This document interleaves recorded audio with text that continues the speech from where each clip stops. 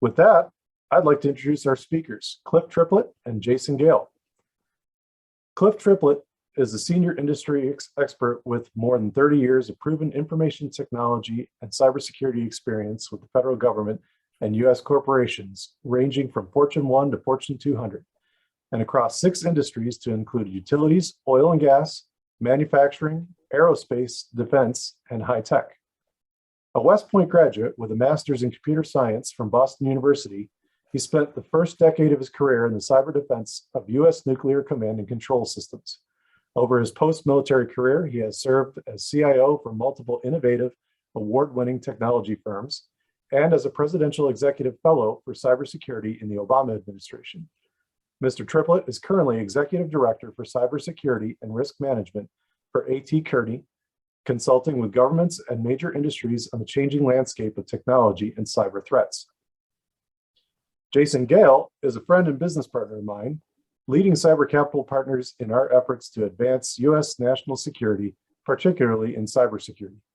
Having been a management consultant and investment banker to the U.S. intelligence community's government contractors, Jason's past 17 years have been deeply focused on cybersecurity. As a strategist, business advisor, and investor, Jason has worked in nearly every part of the business of cybersecurity. With that, over to you, Jason.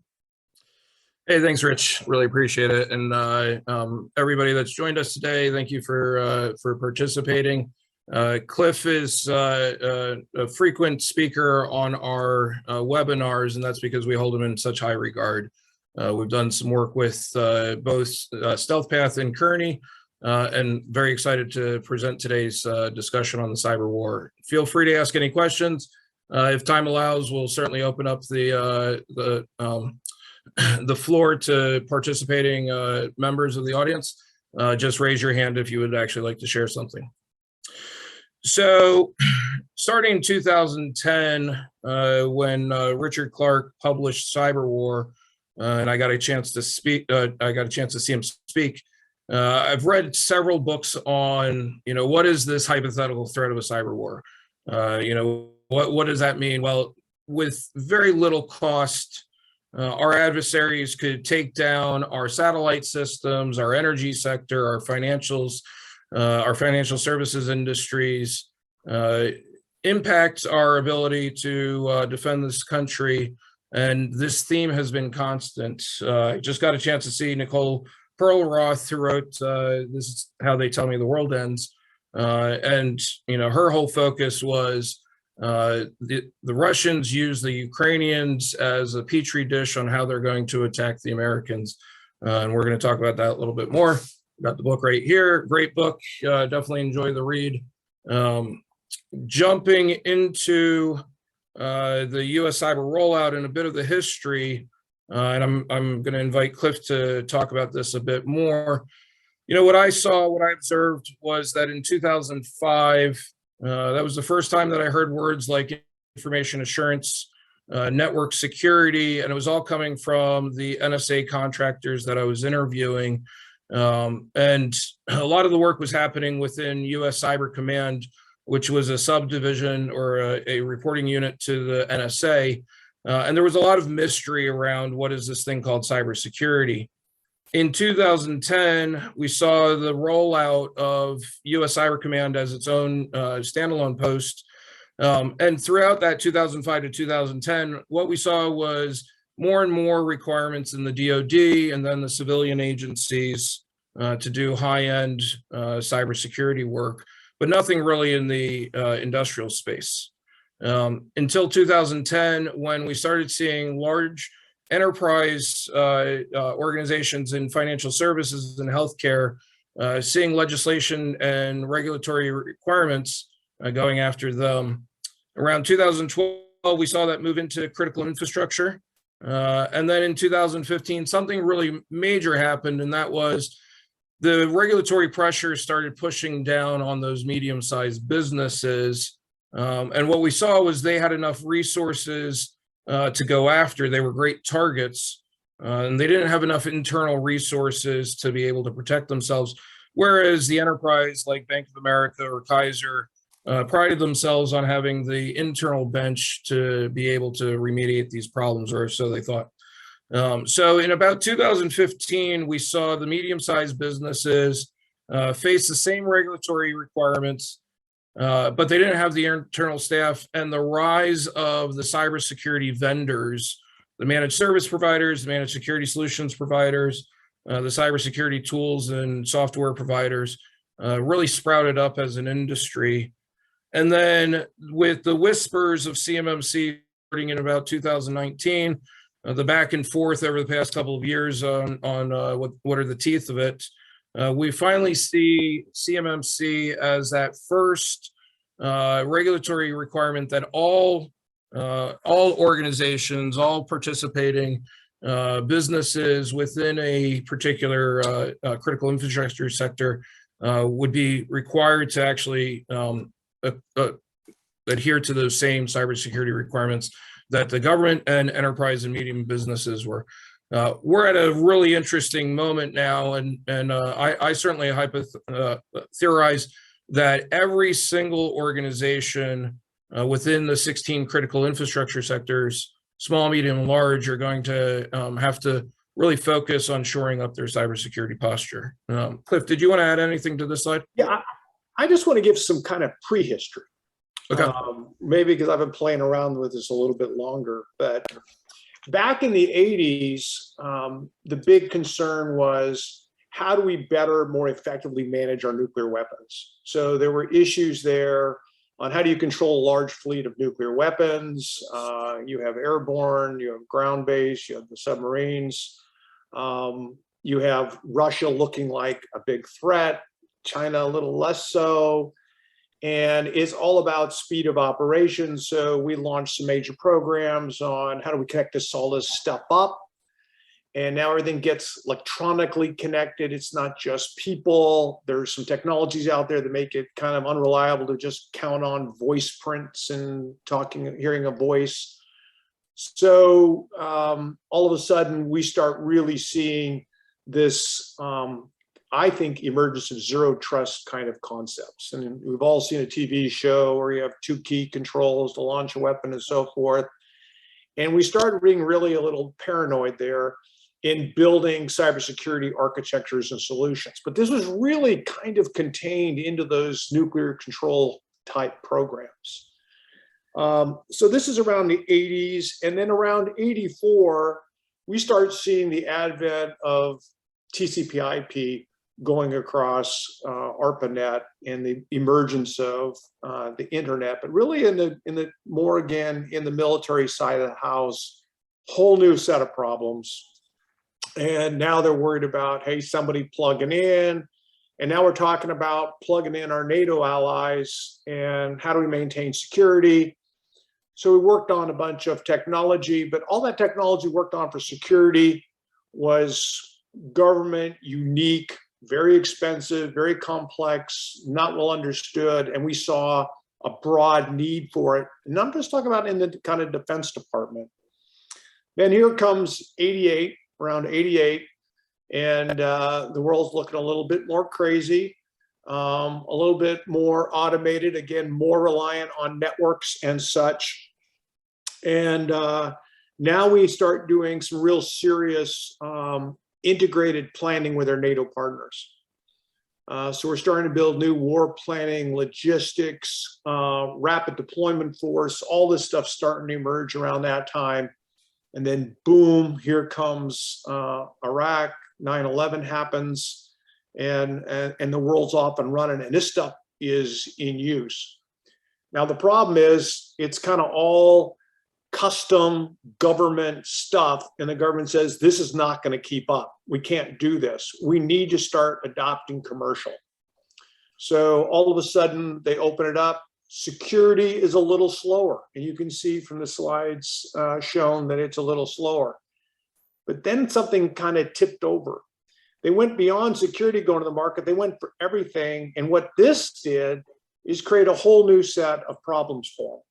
Because now I have all this commercial, uncontrolled, well-published, easily available information on components now in defense. And so this is now creating a new challenge because they've used kind of common technologies And so more of what they use and how it operates and how it's protected has become known. And most of this energy was around what we would call today traditional business systems.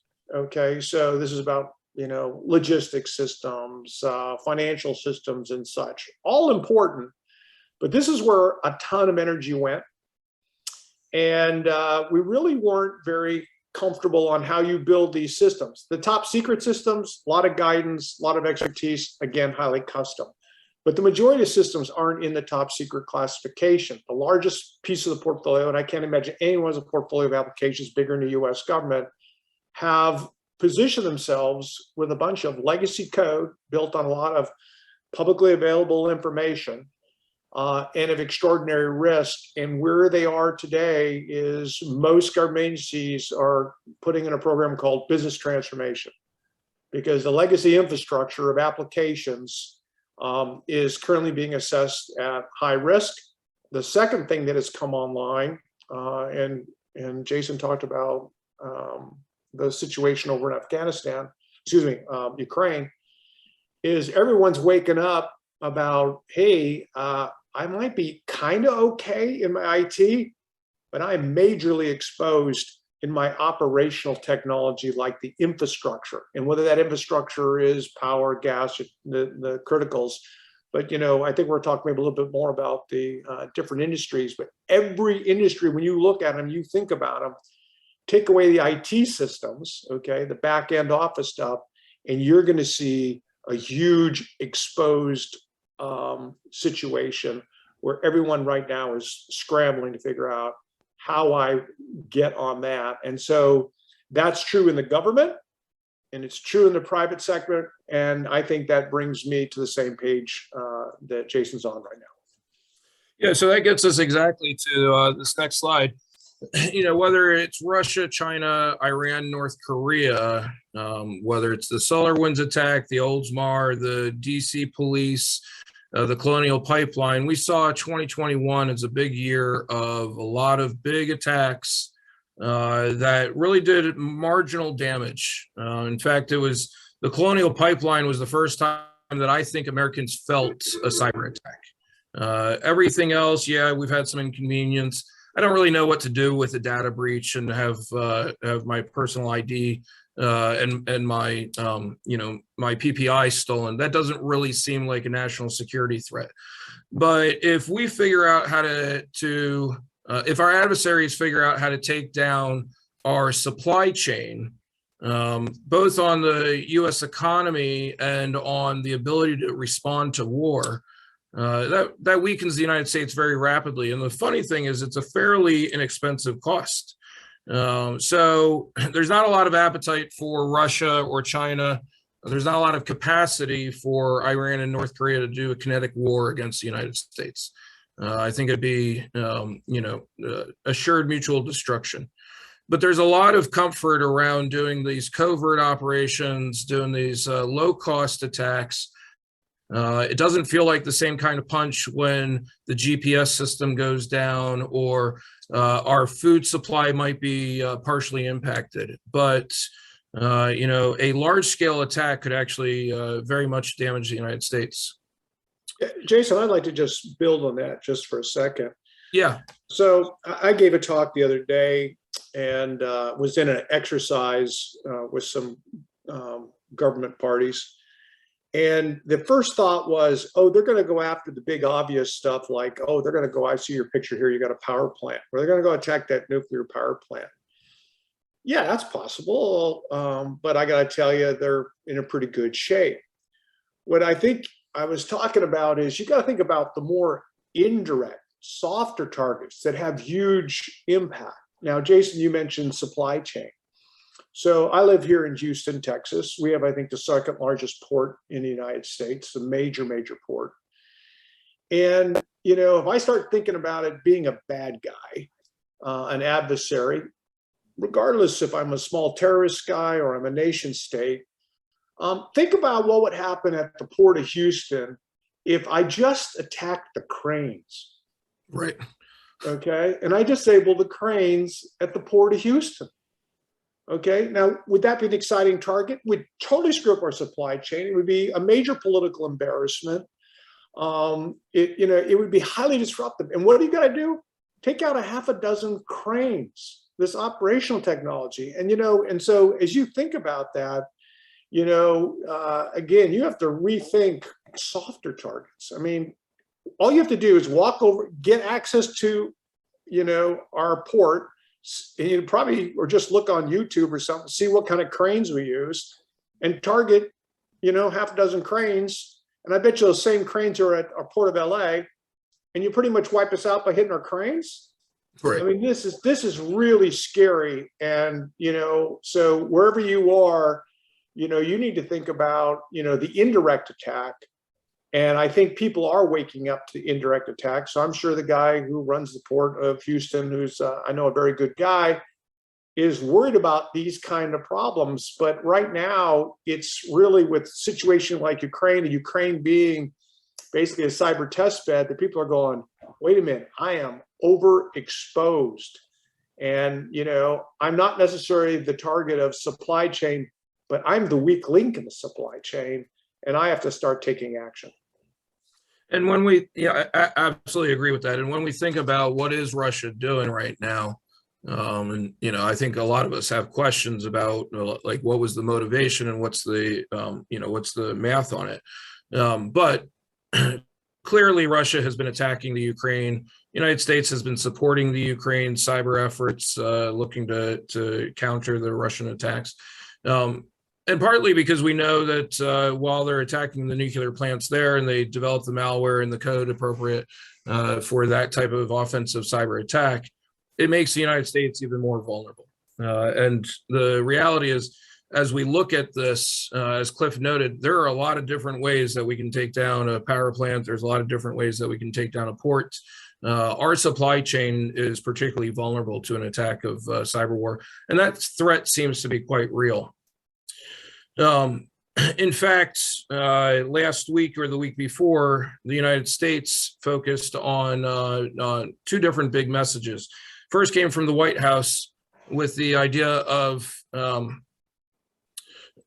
okay, sorry, I was just seeing a note there from Rich. The first came from President Biden, talking about how we need to be ready for a onslaught of cyber attacks.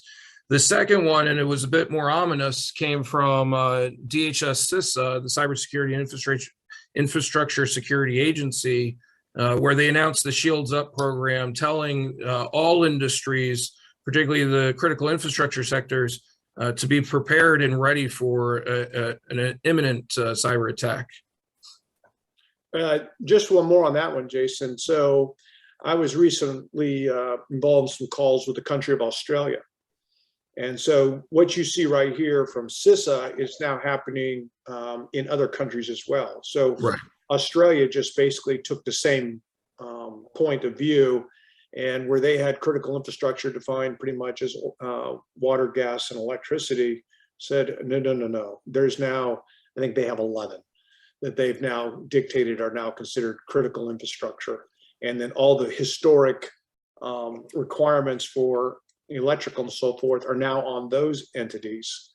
And so there's another kind of big acceleration of examination of their capabilities going on in Australia. And when we look at the challenges in the critical infrastructure sectors, they range, and every organization has its own unique challenge. Every sector has its own unique challenge. There's over 5,000 different police departments that have less than 20 officers, and they have access to all of our databases. They represent vulnerabilities. They're part of the supply chain in the emergency services sector. Funding challenges for those organizations becomes a real problem. As we talked about earlier, the large, medium, small businesses within any of these have different challenges in securing their multiple locations, prioritizing the spend on security over the spend on operations. I think as we look in the asymmetric information in the world of cybersecurity and the businesses of cybersecurity. There are a lot of technologies that are being introduced. There's a lot of workforce that's being introduced that it's really hard to understand whether or not it will materially improve that organization's cyber posture. So the transparency and the ability to measure the efficacy of our cybersecurity posture is weak. You can see that with the insurance industries. They have a hard time doing the underwriting with the organizations. The vendors, they tend to go after the low-hanging fruit. It's hard to build a business in cybersecurity. And so there's a lot that is focused on IT.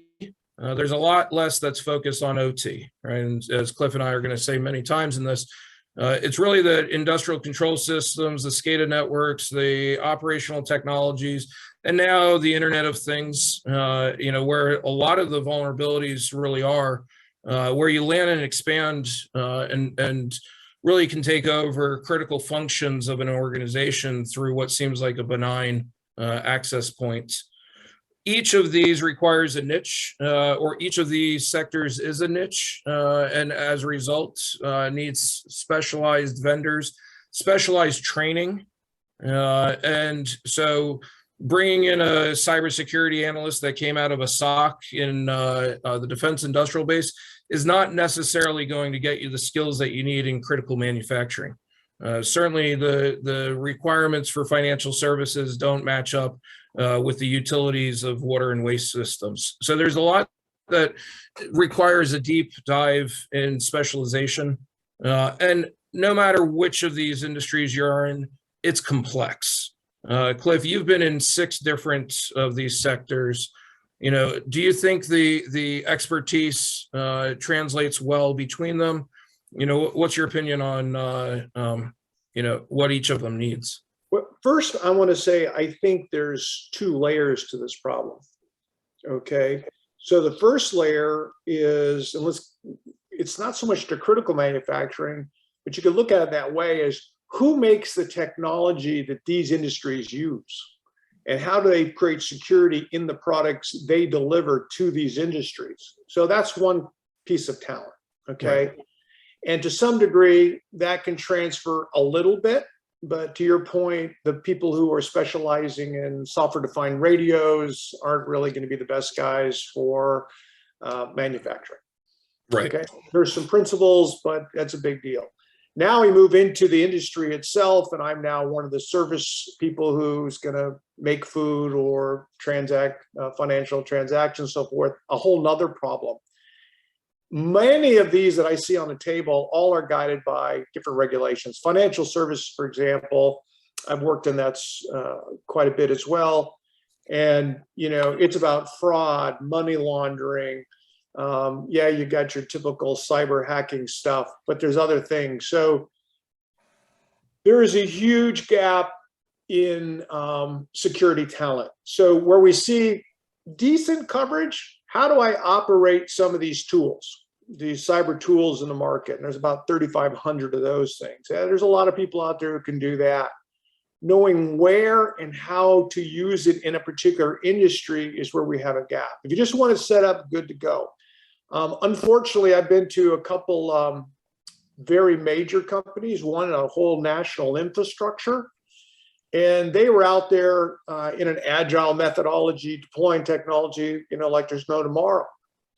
When I sat down and evaluated with the OEM who was putting in that technology, I said, this doesn't feel right to me, what's going on. And they go, yeah, but they're not interested in getting it all set up correctly. They're interested in getting it deployed because that's how they got measured. Right. And I said, what's it going to take to get this right? I mean, we had a little discussion. For this one client, it was going to cost them $7 million just in configuration charges, okay, to correct what they had done. And this is because the client, and this applies to, I think, everyone's industries, don't usually have the talent to do the, risk analysis, prioritization, strategy, and architecture of these tools. And when you got 3,500 tools to play with, which ones do I do? And then I have on the top of everything else, to hook them up, I got to figure out how they interplay to actually give me security capabilities. And again, a major gap in industry talent. So right now, what I see most people suffering with is the complexity the security market has created for these customers. And so they feel, and I don't think always correctly so, that the OEM for which they buy this cyber tool will deploy it and they're going to get the promised land.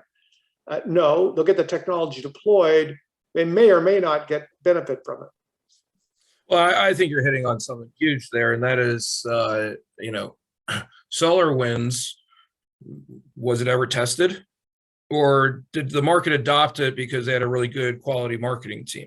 And when you're looking at the energy sector, you got a lot of challenges. One of them is you have to be up, right? Uptime is more important than being secure in the operators' minds.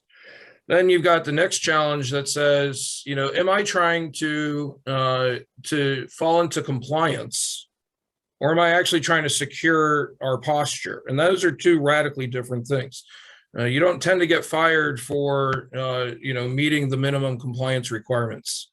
But the reality is, it doesn't take a whole lot to hit those compliance requirements, and you're still radically vulnerable. So there are a lot of challenges. I don't think it's a perfect system. And we'll talk about this more about the defense and intelligence market. They do it best, but they're not perfect. And as we go through this, you always have to make the decision. Can I improve the posture? Do I know that I'm going to improve the posture? How much is that going to cost me? How many years is that going to cost me? Does it compromise any of my other business objectives? And those are big conversations that need to be had with the CEO and the board. And oftentimes they're being made by the CISO, the CIO, and the CTO, those decisions. And those are folks who might not actually be around, 24 months later. So I think there's a lot that of challenges up ahead here. Do you want to add anything more before we move on? Yeah, two things. SolarWinds, you talked about they didn't test it. Okay. What was the big failure there was they basically gave SolarWinds, the company, an unvalidated level of trust. Right. Assumed trust. Okay. So they had a relationship with them, was an assumed trust. So if it comes SolarWinds, it's going to be good. Okay. And if you look at most of the breaches, it's because of an assumed trust. And this is where you start hearing the buzzword and some of the concept of zero trust is this assumed trust is dangerous. There's just way too much evidence that you need to verify and validate what you get, i.e. test, and verify and validate what you're getting is what you expected. And so you can just see all the companies who worked with SolarWinds who just gave them undeserving trust. The second thing is, as we look at this, we really need to think about where and how we use technology. I just did a review of a company this week, and they went out and bought firewalls, okay? Because everyone should buy firewalls, okay? So that was good. We bought firewalls. They went and bought the latest and greatest firewall, and then I reviewed with them where they put the firewall. Well, they absolutely put that firewall in the wrong place. Had they put it just architecturally in a different place, it would have probably improved their security 1,000%, but they didn't. They will now, but the sales guy sold them a firewall. Everything they ever read was, I got to have one. Okay. Nobody discussed about where I should install it logically. And so this is, again, a very common problem that I've encountered in almost every business I've been into, is they bought some of the right technology, but it was deployed incorrectly, and mostly out of ignorance.